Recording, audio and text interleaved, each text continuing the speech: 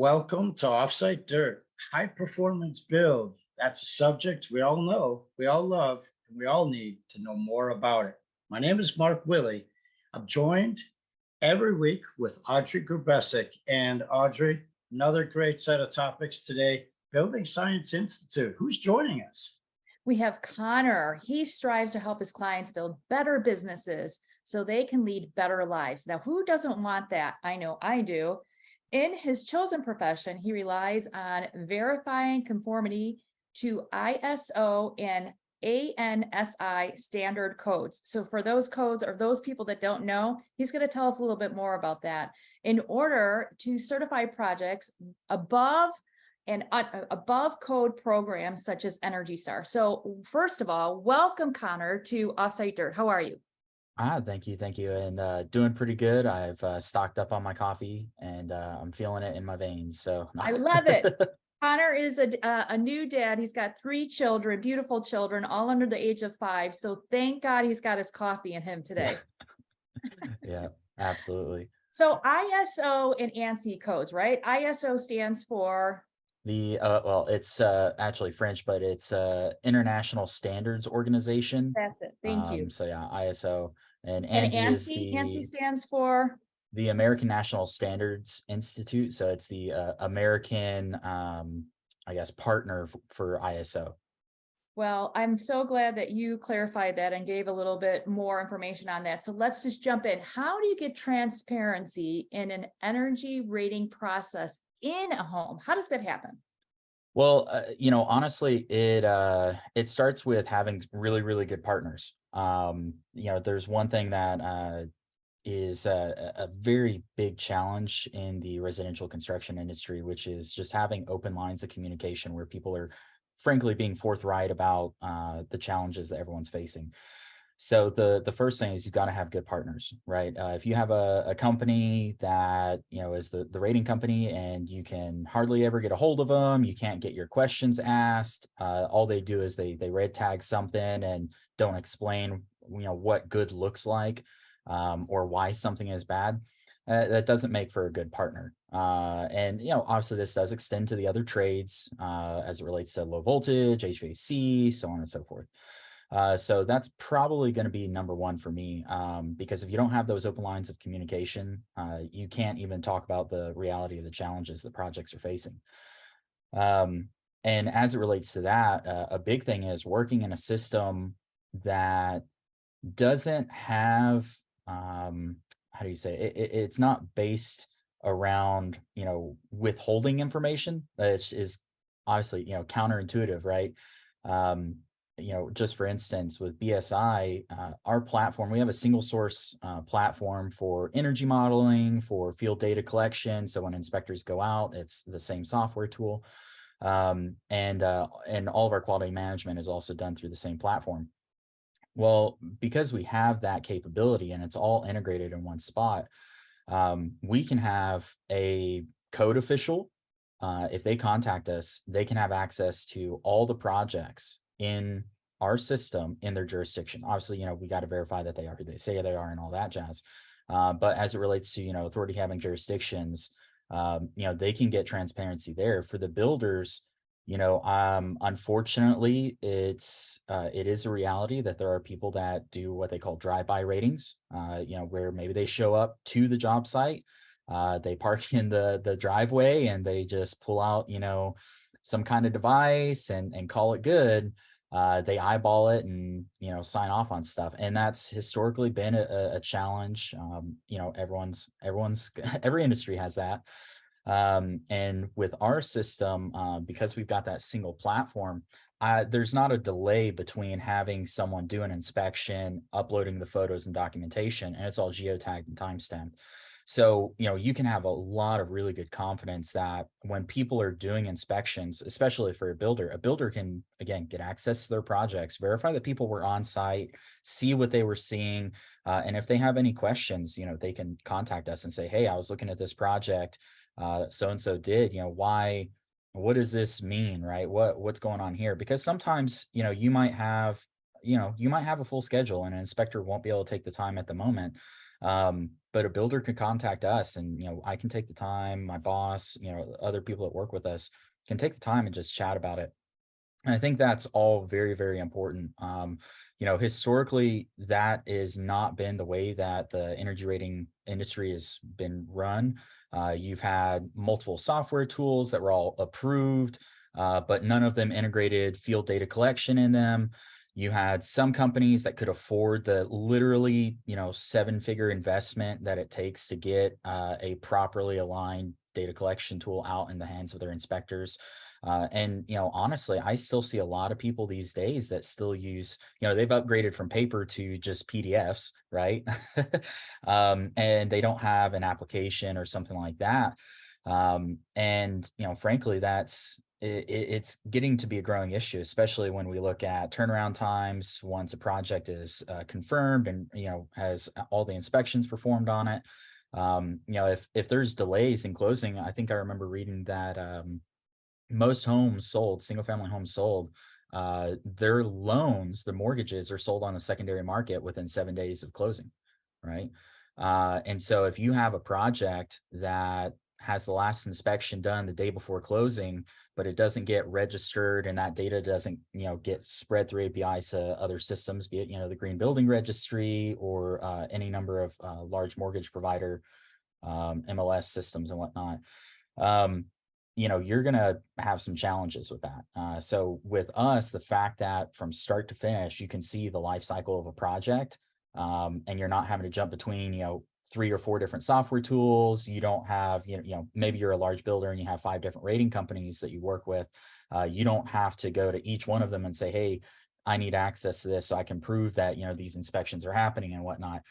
One place, and you can see everything. Part of the team, insightful, forthcoming, and supportive. It's what it's all about. And look, we all want to go beyond code because by the time the buildings get sold and sold again, or new people occupy the buildings, we want that space to be up to that time frame. So we have to plan for it in advance. There's strategies for that. Can you go through some of the strategies to support the teams going for Energy Star or Dozer, right? Department of Energy, zero energy ready homes. Go for it. Yeah, some of the when we look at the big challenges in both of those programs, there is a lot of not a lot of education of the contractors, right? So, obviously energy raters that perform the inspections on those programs are required to go through training through certified, qualified training providers, pass the test and so on. Builders have a partnership agreement and there is content that they go through. But that doesn't always get filtered down to, maybe the superintendent on site who's managing the project. And it doesn't always go down to the other subs.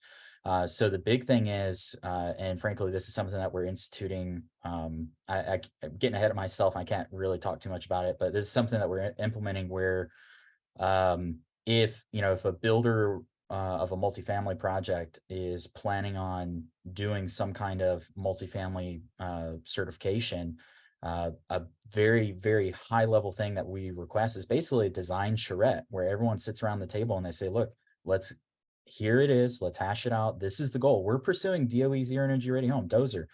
Okay. What does that mean for each of us, right?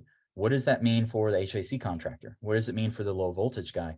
Because especially with Dozer, there is the requirements associated with, being zero energy ready. So you've got to have wiring for solar panels, as long as you comply with different qualifications for the project.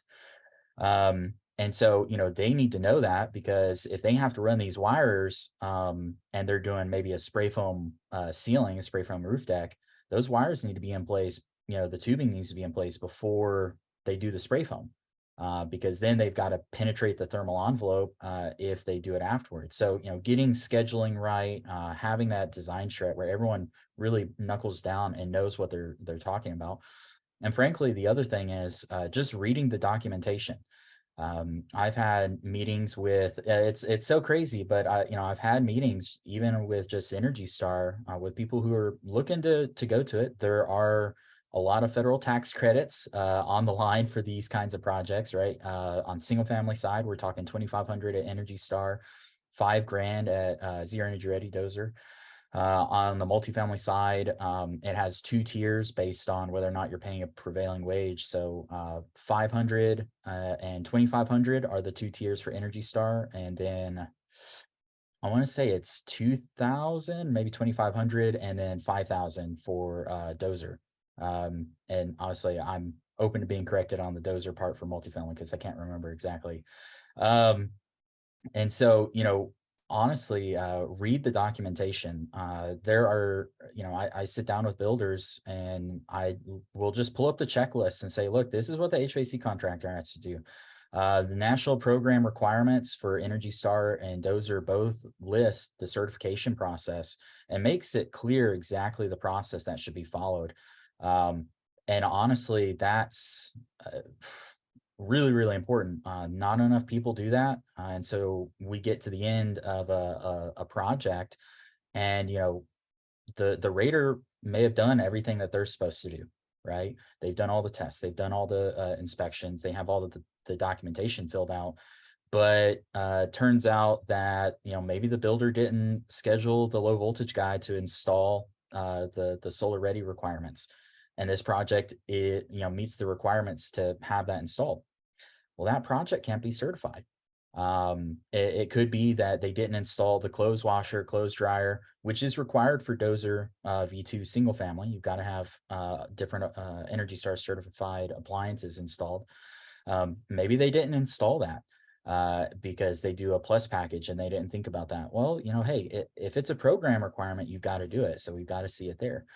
And there's all sorts of little tiny details spread throughout that if they just read, before preferably the design charrette or something on a multifamily, before they even, decide, hey, let's try and pursue that $5,000, read the documentation, figure out exactly what it is. And going back to having those open lines of communication, work with your rating company and say, hey, I want to do this. Where am I at, as it relates to these programs, right? Take one of the plans that we've done and see how far off we are. Because a lot of people just think it's like energy code and you can just do it. It's like, well, there's a learning curve to some of this. And especially because it involves multiple trades. There's water, on the Dozer side, it's not just energy efficiency. You have water efficiency involved as well. And so if you're not, covering all your bases, you're going to have a really hard day at the end. And especially when you go to try and get a tax credit, oh, it's not certified. Well, you're kind of out of luck there. So big strategies go back to communication, educating yourself on what the program is, especially, I'll shout out to Ryan Shanahan. I believe he does have a Dozer training associated for builders. And, I go through things like that, make sure you know what you're getting into. Don't just assume it's going to be easy as pie. You're bringing up so many valuable points, one of which Mark and I talk about all the time. It sounds like it's always about the pre-construction and the pre-design, right? To have those conversations with the client, the developer, or the homeowner before you walk into the project. Are you seeing in the Building Science Institute, you obviously are really honing in on the traditional builds. That's really where you find, I'm sure, a lot of your projects and things like that. Are you seeing anything in the offsite construction industry? Are you seeing any type of connection with panelization? Are you seeing anything with, people wanting to get certified in modular factories or volumetric? I'm so interested because that's really where my space lives. And I think how valuable it would be to one, it's funny, we just had another conversation with another client that nobody wants to read. So we can see, even us, we're having these conversations on video so that somebody can just play it, right? And they can watch and they can learn. So first question is, are you seeing this going into the offsite construction community? And then the second question is, how are you guys translating your information? Are you taking it from the verbal and the written form and putting it into videos, or how are you escalating your mission in order to start communicating better with Mhm. different organizations and individuals. Yeah, to answer your first question, is yes, I actually had a good conversation with a client last week who has a builder that does offsite construction with panels. They build the panels out and then they bring them on site and install them. And he was walking through what would be the ideal certification process for him, because they are not, they don't fall under the HUD manufactured housing because of what it is. And so he's like, well, they're getting their products from California. So do I need to fly down there and do the insulation inspection? Right. I can do all the testing when it's been installed, but the panels come on site, completely fabricated, and it's just a matter of installation. So, how can I do this? Right. So those are challenges that we're seeing. Relatively speaking, it's easy to do the energy modeling and things like that when you have the plans and specs. Once it's been installed, it's easy to do the final tests and inspections. It's during that, construction phase where they're building out the panels that a lot of people are having challenges, because you're having to you have to inspect the insulation. You have to verify that it's being done right. um and it nothing against anyone in the panel factories. They do a great job. It's just we have to have an independent third party verify it. So those are the kinds of challenges that I'm hearing about from the people in the field. Is just how can we get the installation inspections? Because again, once it's been installed, it's easy to do that stuff, but it's everything that's done in the factory that is really the challenge. Um, and apologies, what was the second question again? So how are you getting this information? We all know that people are having issues with reading, Yeah. as crazy as it sounds, right? So we're doing trainings with Mhm, people. mhm, So how are you being able to convey this information in another format to be able to mhm, get this out in front of the public and being able to get more people interested in doing Energy Star savings and, mhm, and these other mhm. programs? Yeah, so on our front, it's multi-layered, right? We do have education partners. Shout out to On3, fantastic education platform. Builders can access it and have their supers go through it. Great team out there. They're doing some high quality videos. The other thing is, internally for us, when someone signs a contract for the company, all the members involved in the verification activities get access to online training. All the certification stuff. There's not, it's not a sign a contract and then, oh, you want to get certified, pay an extra, $3,000. It's you sign a contract and you have access, right? So on the verifier side, we're producing content every month to help them better understand the technical details of programs. And then on top of that, we do host, throw back to the very beginning in the introduction, we do host a weekly owners call where owners and managers of the companies join my boss on a call, and there's a space where they can come together and discuss their challenges as either business people or as it relates to technical problems. And we also use that time to bring on and host other experts and things like that. In fact, we had a client just in the last couple of weeks. He did a presentation on a mechanical ventilation solution that he installed in his own house, which is it's a Franken ventilation system. That's how he describes it, and it's just a remarkable way that he set it up, because it helps reduce. He's really spent the time measuring and testing everything that he needed to get the indoor air quality where it needs to be. And so we were like, hey, this is amazing that you've done this, and he tested it on his own house, right? So hey, come talk to the owners, do a presentation on this. And he has a very interesting background, because he was if I remember correctly, licensed respiratory therapist. He was in the medical industry for 2 decades. And so he's very keen on having healthy indoor air quality and healthy homes.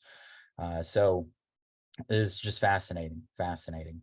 And so we host that for the owners, and then we try and work with good partners and get the good news out. I've done presentations with Green Home Institute. My boss has done stuff, different podcasts for different folks, Bill Spone, and so on. So Yeah, there's we try, but it's always going to be a challenge, right? You can make it a video, but as the story goes, or as the saying goes, right, you can lead a horse to water, but you can't make him drink. You can give them a salt block, and hopefully they'll get really thirsty. But man, there are some hard-headed horses out there. I tell you what. It's brilliant. So again, we have design charrettes as a word that's back on the marketplace for people to learn from. Teams come together, teams discuss.